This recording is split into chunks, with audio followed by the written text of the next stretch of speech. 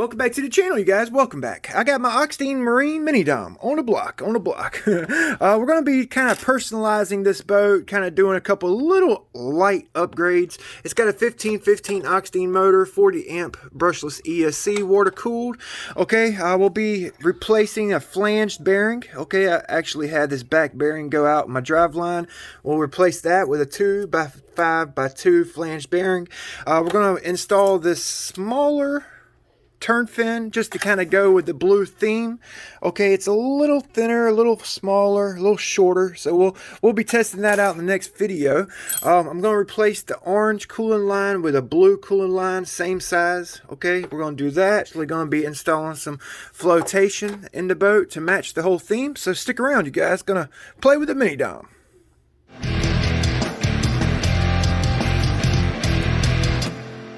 So we got the 1515 brushless motor and our shaft assembly here. Basically a stuffing tube with a built-in coupler, retainer, and motor mount. Okay, it's pretty nifty, pretty nifty.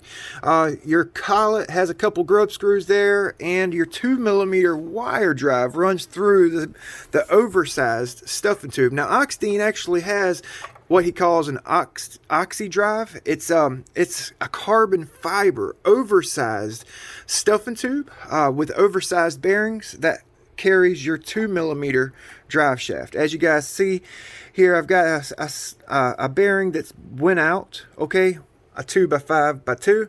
All right, flange bearing that actually holds the end of the shaft where the prop shaft is. It's got a 4M threaded prop shaft there. So we're actually going to pull this out, and you'll see it's got some surgical O-rings here that holds 3 bearings in place. Okay, 1, 2, 3, and then 4 total with the flange bearing on the end. So what we're going to do is carefully pull these bearings off the shaft with these surgical O-rings. These O-rings are basically in here to hold the bearings in place so that they stay in position in your stuffing tube, so there's not a lot of vibration. Let's go ahead and get these bearings off. Okay, I'm going to pull them off one by one here with the little surgical O-rings. Pretty simple, so I won't spend a whole lot of time on this. These surgical O-rings shouldn't degrade with oil or grease on them, you know, so I guess you wouldn't want to use like a regular O-ring for this application. We got our bad bearing here. Okay, so we're going to pull this out. We got the little shield and everything with it that came apart, so let's go ahead and pull all of that off. Now I just ordered a bearing from eBay. All right, just a generic little bearing, nothing special here. I think Oxidean actually has a rebuild kit that I may need to actually pick up. I was actually thinking about getting that OXI-DRIVE. The OXI-DRIVE, like I said, it'll house a larger bearing. With the larger bearings, you shouldn't have as much issue or as many issues with your bearings basically exploding. Same deal with the X-Max. You know, the X-Max, the front wheel hub bearings are small, and you know, there's not a big bearing in there, so they wear out quickly. You know what I mean? So I got the bearing pushed up against our Teflon washer right there. Okay, just seat it right up against there, and then that'll go right in our stuffing tube. So we need to put our O-rings back on. Try not to bend this shaft. 2mm wire drive here. Okay, so it's fragile. It's a delicate setup. Okay, so just use care when you're doing this. Alright, so we got one set on, and I'm going to go ahead and get the other 2 sets on. I actually put my back bearing closer to that flange bearing, a little extra support back here, so it's not so much load on that flanged back bearing that went out on us. I guess it's probably exploded due to an out of balance propeller. I want to throw a little bit of this synthetic oil that I got from one of my subscribers in a little goodie box, just a little bit on each one. Doesn't hurt. Maybe a little bit in my stuffing tube there. Gently slide it in there, kind of wobble it back and forth as I push it in. Make sure my bearings stay in place. Like I said, I got that back bearing close to the flanged bearing to kind of give it a little extra support back here, you know, especially if we got a prop that's not balanced 100%. Okay, then we're going to find a flat spot in my collet and make sure it's pushed up. You don't want it too tight. You do have a Teflon washer right here that will absorb some of the friction. so I got my grub screw in there. I got it Loctited in. Golly, this boat's little. It's only 17 inches long. It's small. It's small and it's tough to shoot. So I put my battery in, okay, because we're going to reposition the ESC. All right, I actually got all the tape off. Finally, it took forever. I figured this was pretty cool. I'll show you guys that. That's the inside of the speed control. They just used some type of heat retardant epoxy to waterproof it, okay. So I got my battery in here, so whenever I stick my ESC down with tape, I won't move it. If I move it back too far, you know, I wouldn't be able to get my battery in here and everything. So I think that's going to be good. My receiver's sitting flat back here, so I can run my receiver in the back. And we're going to go ahead and pull this cooling line right here off so we can change it out, put the blue one on. Okay, pretty easy. I guess I'll just cut it the same exact length, cut it to size. I don't think I need to make it longer or anything like that. So go ahead and get that cut. Go ahead and get this on the nipple here. Same inside diameter as the stock cooling line. So it's not really an upgrade. It's just a preference, you know. So this guy right here needs to be pulled. Let's go ahead and pull it out. So this boat right here actually has a through hole pickup. You guys see that? It goes through the bottom of the boat. The boat does not have a rudder pickup. Okay, water cooled. So we're going to pull this off the nipple here. Okay, now you can get a shot of the through hole there. Just a little nipple. All right. Maybe this piece right here will work. Let's see. Get that guy there on. Plug it into the speed control. This is the in to the ESC, out the ESC, to the motor, and out the boat. It's a very short cooling run, extremely short cooling run. So this boat's thin, so anytime you're pulling on it, just make sure you're reinforcing where you're pulling at. You know, you don't want to accidentally crack your boat. All right, it's thin for a reason. They make RC boats thin for a reason, so they're fast. You start building boats thick so they don't break, the boat's not going to be as fast. You know, people will complain that the boat's slow. And then when you build a thin boat, it's fast, but people complain the boat breaks. So there's like a fine line, and I think Oxidean, 10 shock, I think they found the fine line right here. You know, it's a great little boat. I've been wanting to run it, but that bearing's kind of held me up.